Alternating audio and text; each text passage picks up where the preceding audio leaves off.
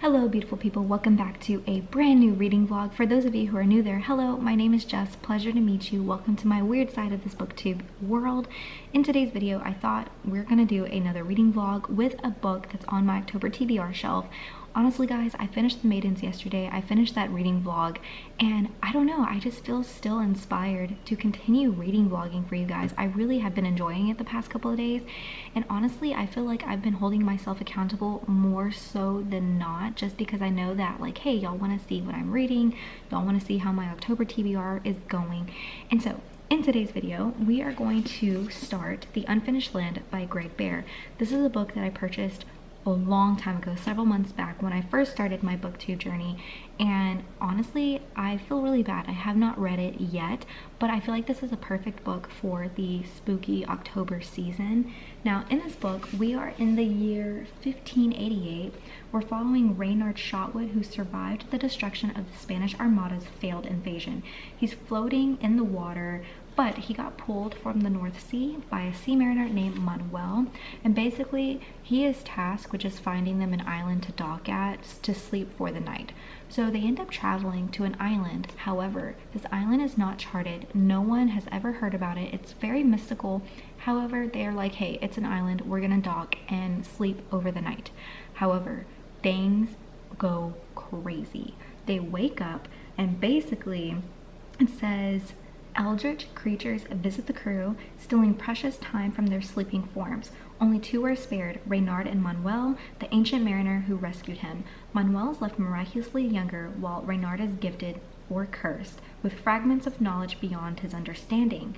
Basically, these fragments spur Reynard and Manuel away from the crew and deeper into the island's mysterious interior, where we're gonna find creatures, we're gonna find godlike beings, and basically we're gonna be cast in a war between these folks. And I'm super excited. I feel like this is definitely kind of just like a whimsical adventure that we're definitely needing in this October TBR. I don't know why, but I'm getting like Peter Pan vibes for some reason, and I don't know why. I mean, other than the fact that it's an island and of course there's like magical things going on. But yes, I cannot wait to start this. Currently, like I said, it's in the morning time. I just made a cup of coffee. Honestly, I'm getting ready for the cozy vibes. I have a candle going, I have some ambiance going on my laptop, and on my main screen I'm gonna do the same thing and just maybe see if there's like a reading sprint that I can like rewatch or something to kind of pass the time for at least an hour. I want to read for an hour and do have a couple things today. I need to get my eyebrows done. I don't know if y'all can see, but they're not in the best of shape right now. So that's pretty much the only reason I'm leaving the house is for my eyebrows, but for the rest of the time we're going to be reading. So I hope I can get enough done today. But with all that being said, I am going to find something that I can listen to and then start my reading journey.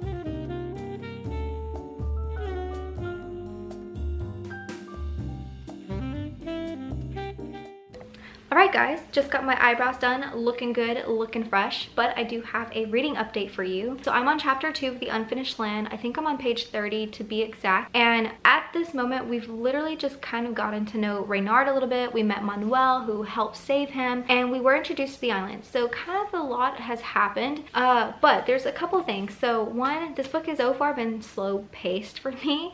you know, it is a time period piece, and so there is some Old English that are kind of mixed in, so sometimes the reading of this can be complex, and there are some words that I just don't know, where it's not really English, but it's like sea mariner life, I guess, and so I've had to look up a couple words about the ship itself and just a lot of details and descriptions that I've never heard of, so that's kind of awesome. But nonetheless, it has been time consuming to read, so I didn't think I was gonna be on page 30. I thought I was gonna be on 60 with an hour's worth of reading, but that's not the case with this. But in this book we have Reynard, and like I said before, he is basically on a ship by himself. Everyone's dead because of a failed invasion, and he's thirsty, he's starving, he's kind of maybe hallucinating, and we kind of get his little background story of basically he's always hated the sea. His uncle, who was on board, who's no longer around, basically gave him this job, and he hates the sea, but it's just to make ends meet. Essentially, he wants a different life, and he was hoping that maybe this would give it for him. But nonetheless, here we are, and he's pretty much at the end of his days, and out of nowhere comes a Spanish ship with Manuel on board, and he sees Reynard and casts him on, and basically it wasn't to save him, but they have also been lost at sea for like several days. Their compasses aren't working. It's been a windless day's journey, and so it's just really hard for them to figure out where they are, and they're hoping Reynard can, you know, kind of shed some insight of like, hey, where are we? Like, you've been here clearly, so like, what's going on? Reynard has no clue, and is basically just kind of coming up with excuses so that he can continue to survive, and they're feeding him. And then eventually they find some islands with a big island connected to all of these, and Reynard and the whole crew are kind of suspicious because they've never seen this island before. Plus, something's tailing them, and it's not a whale, maybe it's a shark, but it looks like it has hands and arms according to Reynard, and so it's kind of like, okay, this is kind of suspicious. But they end up docking, and the weirdest thing that's happened so far is that they're in the ocean, but yet the water has turned into fresh water, which we all know that it typically becomes like that when you're into like a river or a lake. So they're thinking, did we go through a river maybe? Did we like lose sight? I mean, it's been very foggy, but nonetheless, they end up at the island. And at this point where I stopped, they've kind of just been offloading all of their gear, and they're kind of making camp and kind of looking around to see, are enemies here? Like, is this enemy territory wherever we are? And that's where I paused before I went to go get my eyebrows done. At this point, honestly, I'm really hungry. I'm kind of famished, so I'm gonna scour my kitchen and pantry for lunch. I know the past couple of days I've been eating a sandwich, but that doesn't really sound good to me right now. But if it's the only thing I can make kind of quickly because I am on my lunch break, then so be it. And then we will continue reading this. My goal today is to not only hit like 50 or 60 pages before, I would say, the evening time. I don't know if that's gonna be possible because this book is kind of slow paced, but hopefully the next couple of chapters will pick up when we start really being introduced to the island and the island's inhabitants. So without further ado, let's go get some food.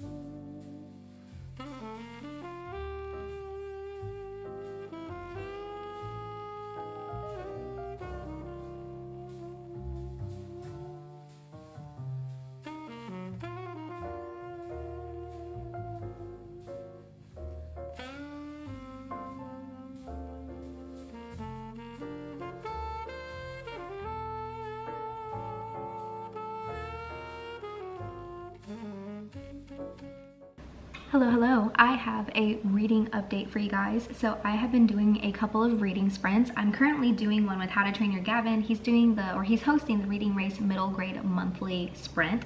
And I literally just got on, and they're currently talking about their books and stuff like that. But I did read a little bit more today, and my goal is to finish 85% of the book today. I don't know if I'm gonna have the time to do it just because I have to cook dinner and some other stuff, but I am 18 or 20% of of the way through, so hey, progress is progress. But I wanted to update you, so I'm about to be on a new chapter. I'm on page 63, and so far we've learned a little bit about a couple of people that inhabit this island, and we did come across the creatures. They're called eaters, that steal time away from people, and that's how they live. And these creatures are very old. They did visit the Spanish fleet during the night, and they did take time from a lot of people, except for Manuel. They gave him life back, or one of the commanders did. And then we meet Valdez, who basically works under this commander. The commander's name is Calibo. He's the Afrique and eldest and greatest of the Eaters Island clan. Now, he ordered Valdez, like, hey, you're gonna come or stumble upon a human with red hair, and when you touch him, you will know that he's different. He's something else entirely.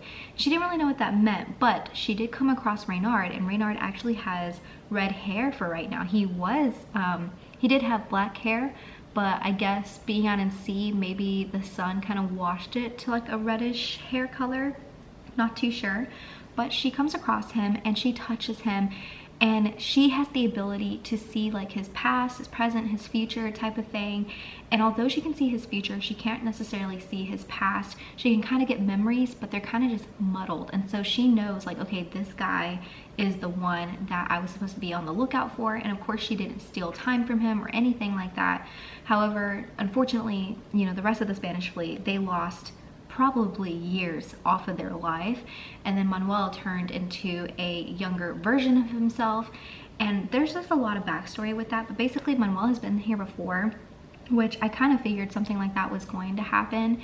And other than that, we don't really know too much about like his background and like why he visited the island, like what's going on, why is he part of this pact, because there are other people, other inhabitants on this island, where it kind of says it actually in the map, there's like a human clan here as well on this island. But basically, people have a pact with these eaters that they're basically purchasing their protection from who knows. And what they give them in return is just like a few seconds, a few minutes of life for their protection in exchange. So that's very interesting. I wonder why that is, but who knows. And then we also learn about a person named Maggie. Now Maggie is a healer, and she knows that the eaters are in town, that they're on the shore, that they're probably finding people from the outside world, which is very interesting. Not a lot of outside people visit this island, and so it's very exciting news when people do visit, or you know, it's not even visiting, they just in there by chance, or they get there by chance. And she's kind of worried because there are people called the Blunters, I think that's how you pronounce it.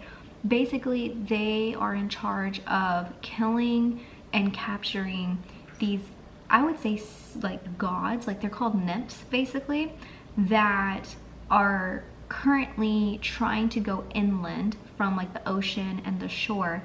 She's worried because some of the people that she knows in this squad haven't come back yet, and she has a feeling that the eaters had something to do with it, or whatever is happening on the shore, which we do find out a little bit that this is the case, that these people were captured basically, honestly, by the Spanish fleet. And they're trying to tell the Spanish fleet, look, we have nymphs on this island that literally will eat anything and everyone, and you have to let us go. But of course the Spanish fleet is not doing that. El Captain and the Maestro are just not listening basically. And that's kind of where we are. Very interesting. I was really wondering why Reynard was going to be so special, and I wanted to know more about Manuel's past. Like, I really want to know why he went to this island in the first place.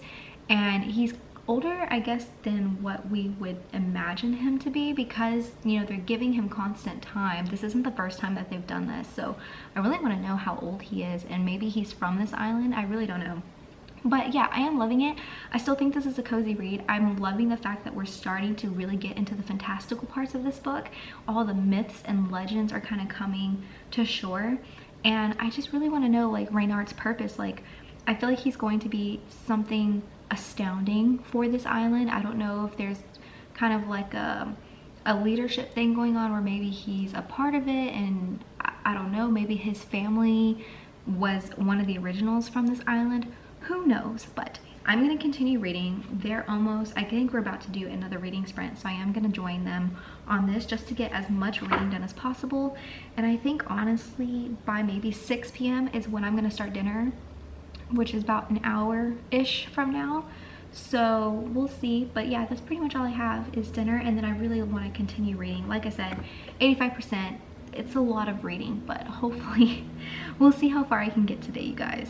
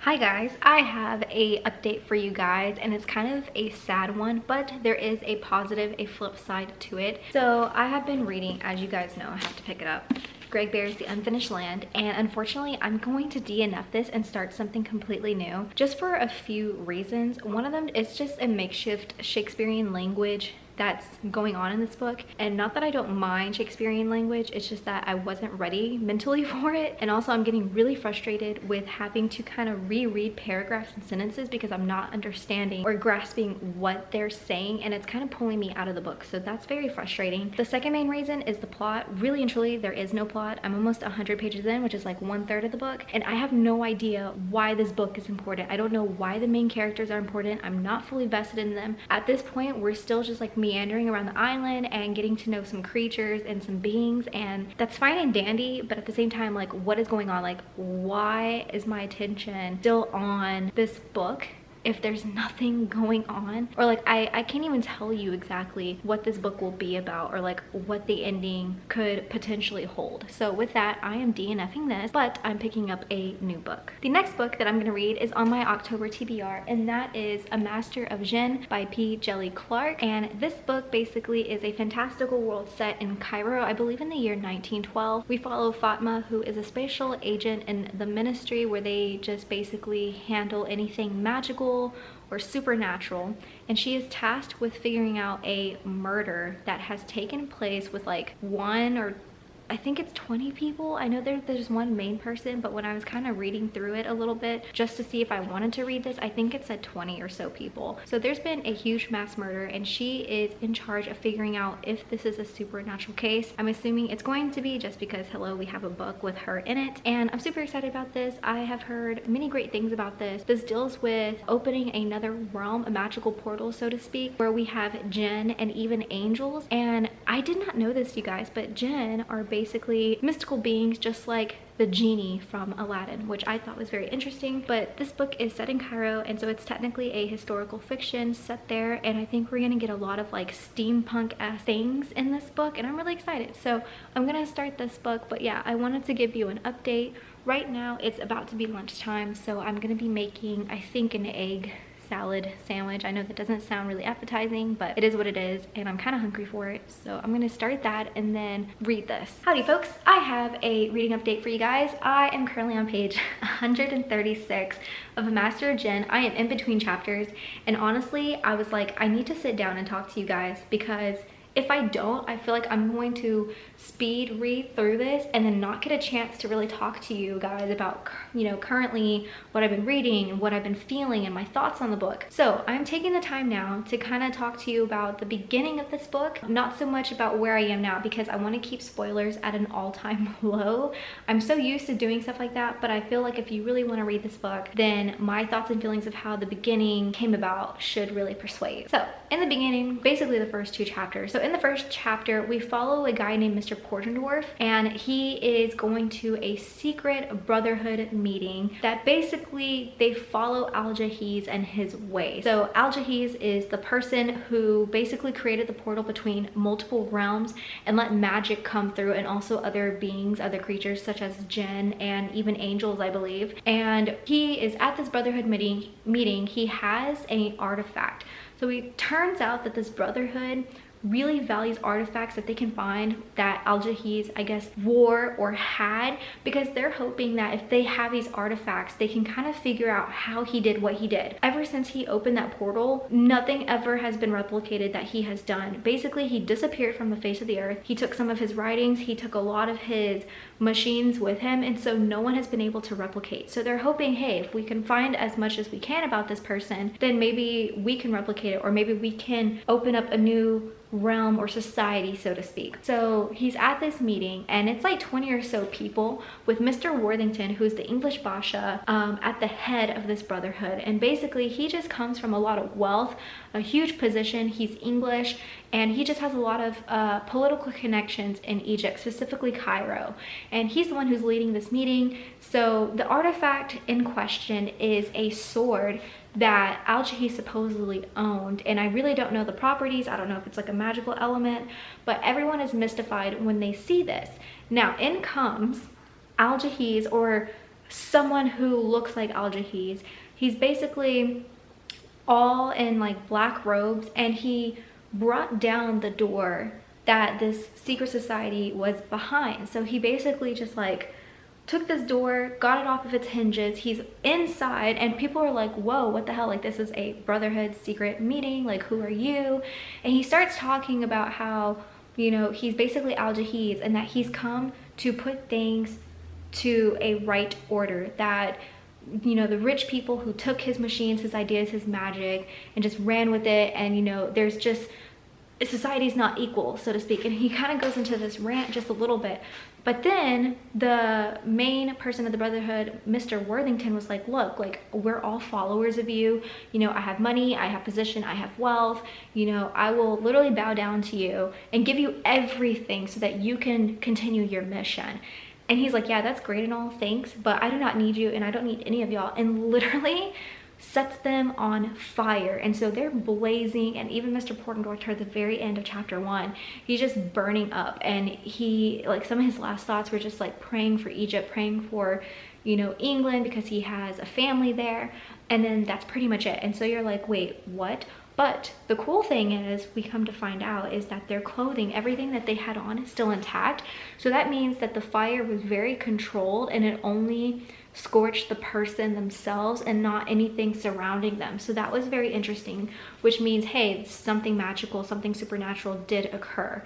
Now, the second chapter is when we're introduced to Fatma. She's a special agent for a supernatural ministry. Basically, she just covers cases that, hey, did this have magic? What's going on? And she kind of also uncovers artifacts, magical artifacts that could potentially, you know, just cause a lot of dangerous things to occur. And she is a badass, let me tell you.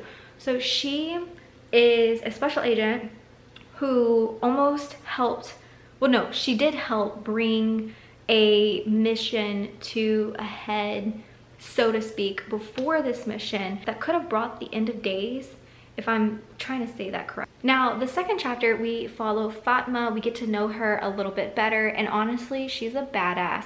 She is a special agent, you know, she's from the ministry. She basically uncovers magical artifacts that could bring about the end of days. She recently just went on a mission that could literally have brought just havoc upon Cairo, upon Egypt, probably the world. And she basically saved the day. And she's basically one of those people who, she kind of seems humble in a way, but at the same time, like, she knows that she's a badass and people kind of leave her alone, people respect her, and she gets tasked with this case. And so she's going to Cairo and she sees basically everything, right? And she's like, yeah, this is definitely supernatural, this is definitely magical. She can tell because she has these glasses, I guess, that look at magical energy, and she's like, yeah, it's everywhere. But the thing is that she noticed, you know, what I just said, where the bodies were burned but not their clothing. She's like, okay, that's very interesting because that's magic we really haven't seen before since Al-Jahiz opened the portal. So that's very interesting because we don't know how dangerous this could be. We don't know what type of creature or being could have brought this upon themselves. And yeah, just like, where did this come from? But the only thing is that they didn't know at the time that this was a brotherhood. She thought that maybe this was like a party gone wrong, or that these were people that somehow knew each other, but she didn't know how. But they end up finding out, obviously, that it's brotherhood. They find out that the head guy, Mr. Worthington, was one of the burned victims. And they're trying to figure out, like, what in the world? Like, this guy brought about peace in Cairo. He's very wealthy, he's very established, so like, this is definitely an attack on him. But also, this is like a public stunt, and people are kind of nervous, saying, you know what, like, we need to figure out what this was, because, you know, this was a very prominent figure in society, and who knows what went down.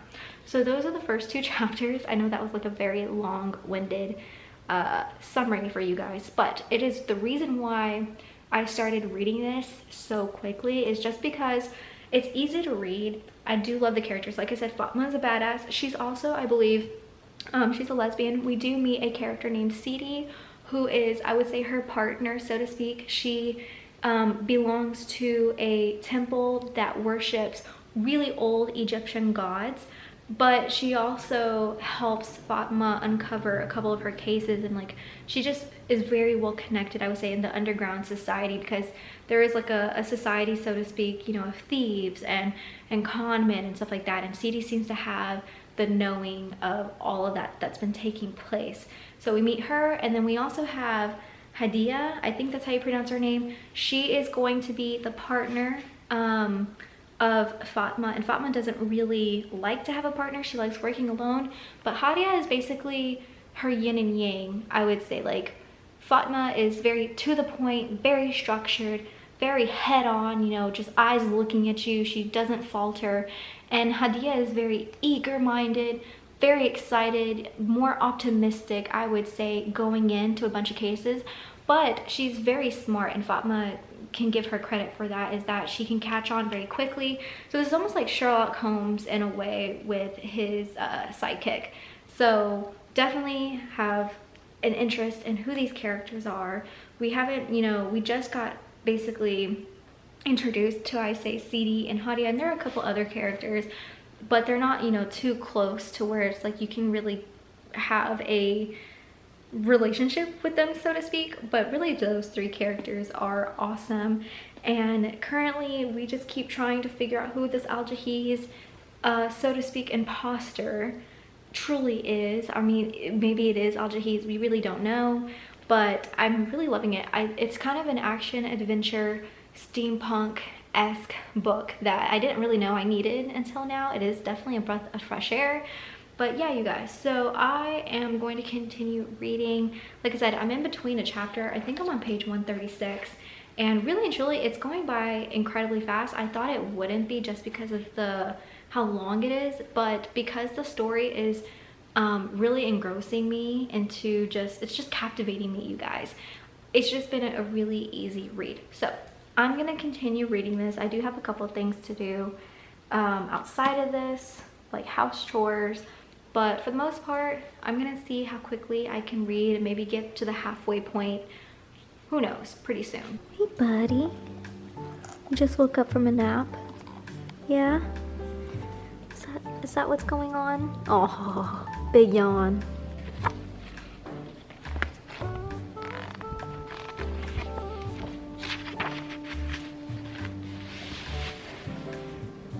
Hello. I am back with a new reading update. I am almost halfway through with A Master of Djinn, and currently I'm doing a reading sprint because honestly, guys, I just need like help focusing, like reading. I don't know what's been going on, but like the past couple of days, I just feel like I'm focusing on other things, and it's definitely not the book. This book is pretty awesome, and that's why I want to talk to you guys about it. So I'm about to be on chapter 11. And so many things have happened that are just like quite phenomenal. So we've had a couple of like, I would say fight scenes, and we just finished a fight scene between this like Al-Jahid's imposter basically, and it's just so crazy. Like, he is so annoying. I don't know if this is like obviously the real Al-Jahid. We don't know his motive, we don't understand his reasonings for doing certain things, but when he's like talking and just moving about, he just makes me so angry, and he's making the main character Fatma angry, and I'm so there with her. Like, I wish I was there on the battlegrounds with her fighting this man, because he is just so aggravating, but it's in a good way. Like, that's the way his character was written. And yeah, we're still not too sure exactly what's been going on, but we did obviously find out that he is behind the murders at the very beginning of the book. We kind of all assume that. There's nothing really spoiler about that, but I read 20 pages in my reading sprint, and honestly, guys, I feel like it's helping me so much with just focusing on getting this book done for you guys. So like I said, I'm almost halfway. I would like to get 85% done with this book today, maybe even more. Honestly, like, that's all I'm gonna focus on today, except I do have to do dinner, which I don't even know what I'm gonna make. Maybe tacos, who knows, but that's for a later time for me to think about. But yeah, this book so far is really interesting. I'm really loving it. It's very action adventure-y, and I love her sidekick Hadia. We basically saw her kick ass. Like, she's basically like a ninja, and she is so cool. She is so good at like what she does. And of course we have Cidi, and Cidi is a badass as well. I'm just really liking that this book is centered around a lot of women just kicking ass in like a government-esque position, so to speak. And yeah, I'm really loving it. So I'm gonna continue doing this and finishing the sprints, or not even finishing the sprints. We just started about an hour-ish ago, and I'm hoping that we'll have maybe 1, 2, or 3 more sprints. That way I can get like at least 100 pages in. I'm really hoping. But yeah, I just wanted to come on here, let you know that I'm still loving this book. It still has a place kind of in my mind. I don't know like how to say this, but this is definitely a book that I'm going to remember for a long time. And this is also, I think, a part of a series. I think so. I looked on Goodreads the other day when I clicked it as like currently reading, and I think that it said it was like book number 1. I could be wrong, but I'm like 95% sure. So I don't even know like what that even means. Also, I found out that there are books before this. They're short, like 40 pages or so each, and they are in the same world. I don't know if they're the same characters or not. I haven't really looked into it, but people said that you could just read this by itself. Like, you don't have to read those books, which I'm glad I kind of, you know, didn't have to read those books before this one, because this one isn't confusing. But people said that if you really like this book and you wanted more like the world building, look at Hercules, that you could definitely read those until you're waiting for, I think, the second book, which I think that's why I think this is a series. Anyways, we're gonna stop rambling. Look at little baby Hercules. He's trying to figure out where to sleep again. Anyways, I will talk to you later, but yeah, I just wanted to do a quick chat with you. So that's the main core behind it. And let's get to reading.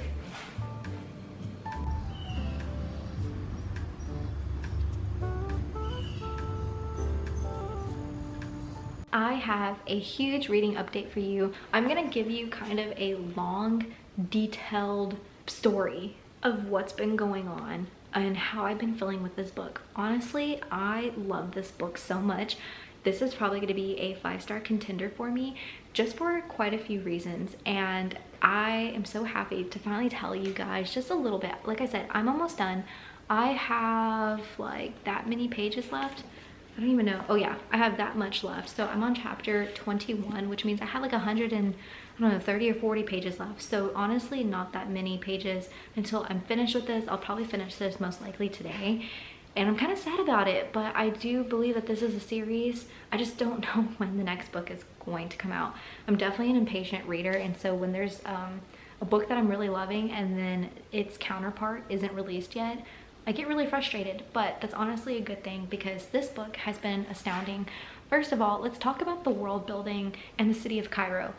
This book has made me, like, now more than ever want to visit Cairo. Like, Cairo has always been on my bucket list just because of the deep, rich history that it has, but this book paints it in such a like a romanticizing way that honestly, like, everything about this city sounds so beautiful. It sounds so fantastic. And of course, like I said, this book is obviously a work of fiction. We have a bunch of magical pieces to it, but there are some truths in this book about Cairo, which is what I've been really loving because it kind of reminds me of A Discovery of Witches in a sense where obviously there's not like witches and vampires or whatever, but the sense that you can't really tell what's real versus fake when it comes to the history and the timeline and the culture and just the richness of the people. And this is happening in this book where time and time again I'm learning a new word, especially about the fashion of like 1912 Cairo.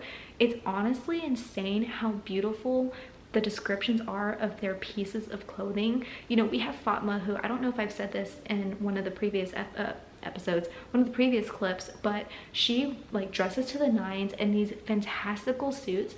Now some people are like, oh, I thought you were American because you wore this type of suit, but the way they describe it, it's like she has a bowler hat, she has a cane, and like she dresses her suits where it's like, it's honestly insane. She'll have like a purple suit but with like a beautiful stunning tie and like clips, and she has cufflinks, and she talks about her shoes. And honestly, it's kind of cozy and cute that the author decides to put little things, like little snippets of like clothing and culture into this book, because it's something that obviously doesn't drive the plot further, but it's something that really makes you feel like you're there in real time, seeing how they're dressing, seeing how they're talking, how basically they just move about in the city of Cairo. And there have been plenty of times, don't get me wrong, where I've like had to Google, you know, what this certain type of dress is, what it would look like, but it makes me have such a more vivid imagination when I'm thinking about these characters. And because of the world building, oh my gosh, like he does such a beautiful job at describing structures and buildings in the city of Cairo. So city of Cairo is basically have been put on the map as one of like the all-time powers. So they're up there, you know, in England, America, China, Russia, they're all getting nervous and scared because they're like, wait, Cairo is, you know, basically Egypt is now a top contender for us to worry about, whether it's be war or people moving there. There's a lot of Djinn there, and some people, you know, have prejudices against people who think Djinn as citizens, and Egypt has Djinn as citizens, so they're Egyptian citizens. And a lot of people get scared about that because they think, oh, you know, if Egypt's able to do that and they have a lot of these Djinn on their side, you know, they could be a dominant power, which scares a lot of people. And so the city of Cairo, like I said, he he describes all of these buildings so magnificently, so like to the point where I feel like Cairo is just a city of gold, brass, bright vivid colors such as purples, blues, greens, yellows. I mean, there are so many things that he's painted so beautifully in this book that my imagination has just been running, to the point where not only the world building is just like widely successful in my eyes, but his characters are so complicated in such a good way. So we have Fatma, you know, she's overall badass. First of all the women in this book, which is one thing that I'm really loving, hashtag girl boss, because they all are, they are described as like basically, you know, conquering things that like their male counterparts are just like gawking at them for, because it's like, whoa, like you could do that? That is so insane. And I just love books that have female characters that just defy all odds with their intelligence, just their pure intelligence and their will and determination. And honestly, because of Fatma and them, like I love all the characters. I feel like I'm side by side with them, like walking the streets of Cairo in these fight scenes, dealing with the imposter. And I think this is why honestly I haven't been filming, because when I'm in this book and I'm reading, I literally feel like I'm a part of this world.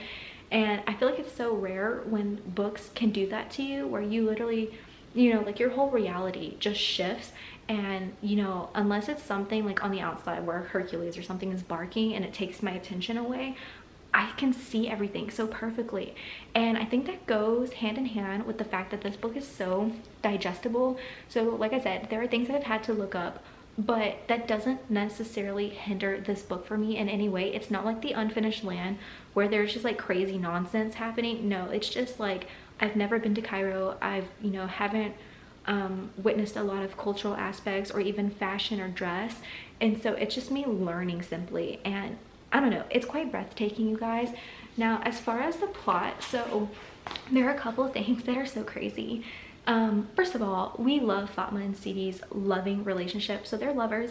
I don't necessarily want to say that they're exclusively dating. In my heart of heart, like they are, but they're more of just like, let's keep this under the table kind of loving. But the thing is that the way that they hold each other, their bond is so crazy, because there is a part in here where we discover something about Sidi, and you know, it shakes Fatma to the core because she feels like there's a part of Sidi that she was never really aware of up until recently.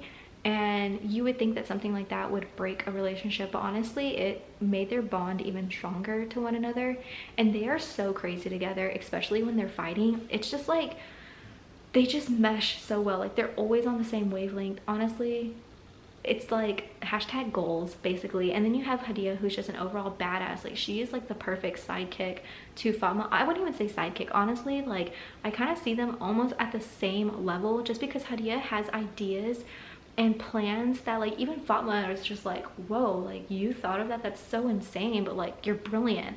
And then we kind of know about other women in the ministry. So I don't know if I said this or touched upon it too much, but the ministry was mostly male. So Cairo is technically a city that has a lot of modernity to it, so it's very modern, and there are parts of the city that are letting women do certain things. So I don't know if they have I don't think they have the right to vote, but there are a lot of companies and a lot of parts of the government where they're starting to let women train. So obviously we have Fatma, who is a special agent.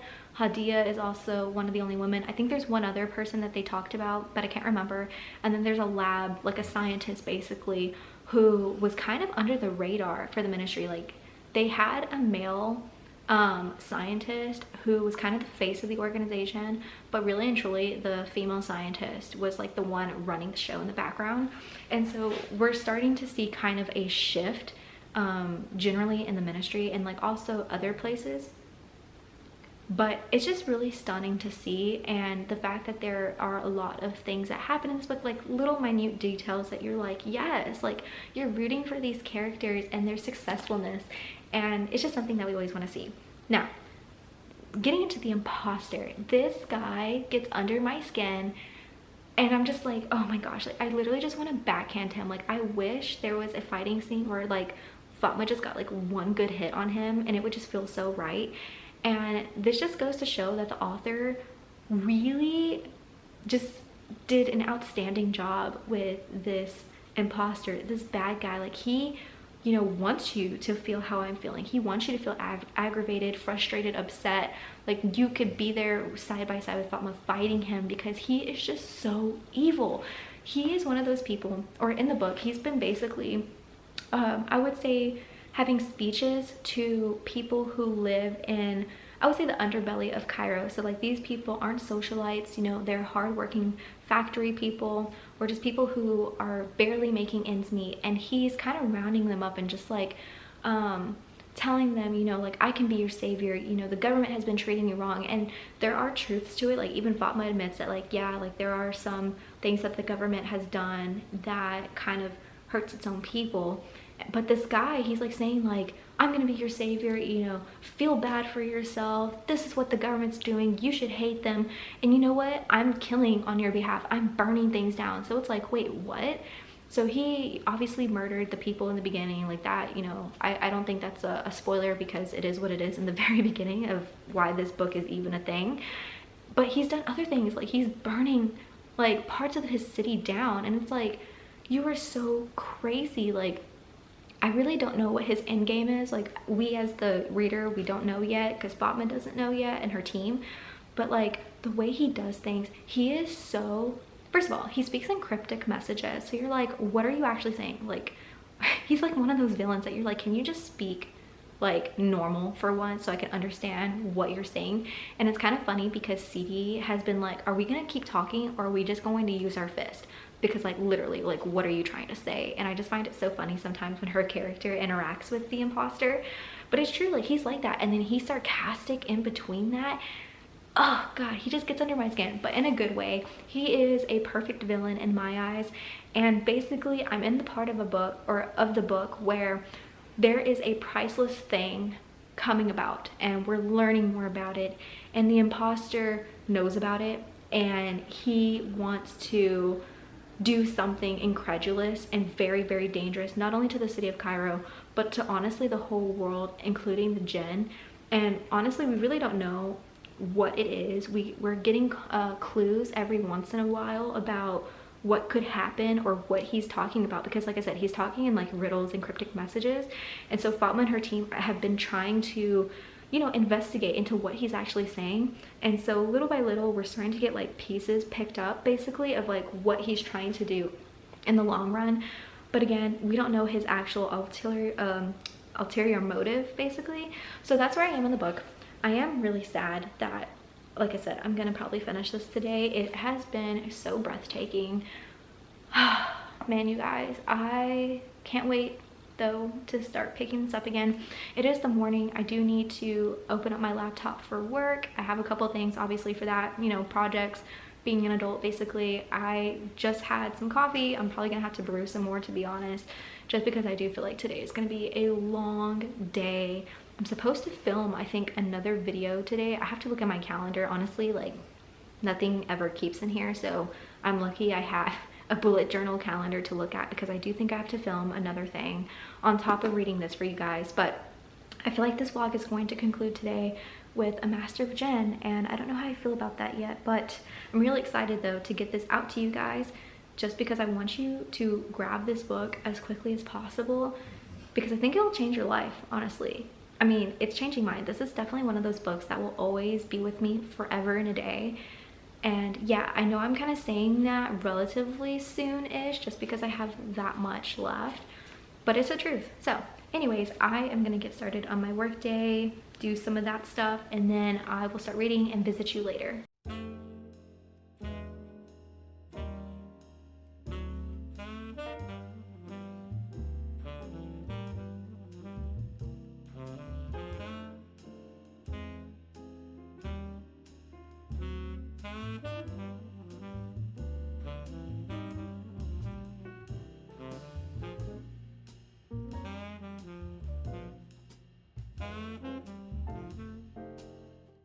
The moment you've all been waiting for. I have officially finished A Master of Djinn by P. Djèlí Clark, and this was phenomenal. I rated it 4 out of 5 stars on Goodreads, and I have a couple pros and like one con basically for you guys.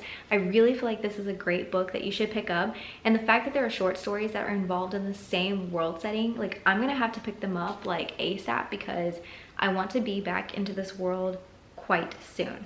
So I'm going to talk to you about the con, basically the one con that I have, and then go into the multiple pros that I have for this book.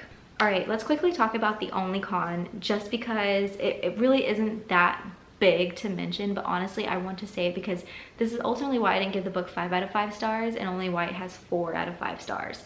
So it has to deal with the antagonist, and we find out that the antagonist basically has like a few goals in mind, right? And there's one that we see at the very end of this book. You know, there's a huge climax, there's a lot of drama around it.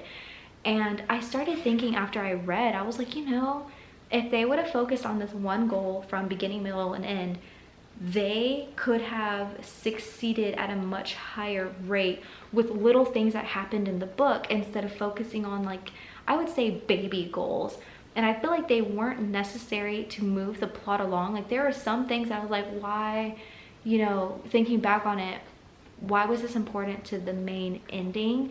I think it was because, and this is just my opinion, there were some things in this book such as like discrimination and war with other countries, and I feel like our author was trying to give us a very complex society, like a 360 picture, and in order to do so, he wanted the antagonist to have these little goals, like, okay, I want to do this to do this, I want to do that to do this. But then again, the main goal would have like easily squashed all of those, and they would have been so successful in my opinion. So that's really my only con. I hope that kind of makes sense. I don't want to go into too much further detail because then I would really ruin the book for you guys, but that was a con. Now, as far as the pros, I just want to reiterate that the world building was so beautiful in this book. I loved everything about it, especially with the details of Cairo and how it looks so modern with these like gigantic buildings and these steampunk machines and magical entities that are just so out of this world. I mean, it was so lovely and so detailed actually.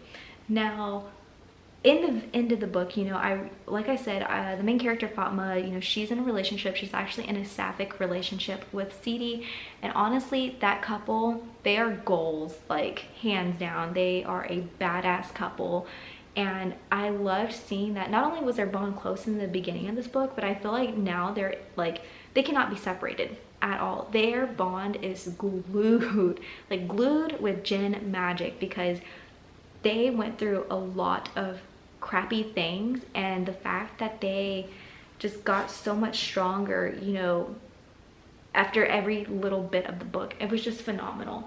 And of course, that's also with Fatma and her sidekick, her other agent Hadia, their best friend relationship. I mean, I'm already thinking of them as best friends. Maybe the main character is slowly getting there, but they were so great. It was literally yin and yang. You know, we have like wide-eyed doe Hadia, and then we have like just very and to the point with Fatma, and I feel like they meshed so very well that they almost made one beautiful person that's honestly so perfect. And I really enjoyed those characters. That's pretty much, I mean, overall what really made this book worth it was the complex characters, the beautiful world building. Obviously the mystery in and of itself was fantastic. I love how the investigation was run by Fatma. We went to so many places in Egypt, mostly in Cairo, but we got to visit so many people and experience the culture, and even like down to what like Fatma was dressed as like every day. It was just those little details that really got me like loving this book even more. And so if you definitely love the world building, you love like those little details that kind of just make everything so much more lovelier, then I think you'll definitely love this book. I know P. Djèlí Clark is definitely on my author's list of just to look out for any works of his. Like I said, I know he has a few short stories in this world. I really hope that we hear something about like Ambassador Djinn 2. I don't know, because this world is so phenomenal, you guys. Like, honestly, I can't wait to sit back into it.